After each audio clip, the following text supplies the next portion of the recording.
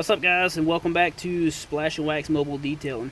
On today's episode, I want to talk to you about a brush that you can use on your vehicle that you probably didn't realize you could use. If you like this video, hit the like button. If you haven't yet, subscribe for future videos. Hope this video helps. On today, we're going to talk about use of a toothbrush other than brushing your teeth.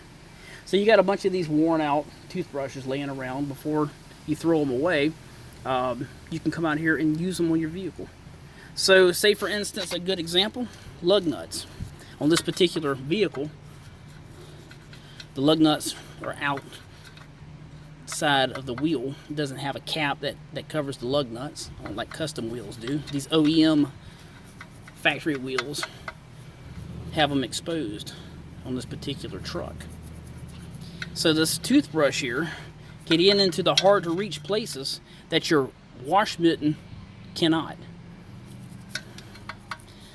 You can also use this brush for tight quarters, again, that your wash mitten is not going to get into, around where the wheel and the tire meets.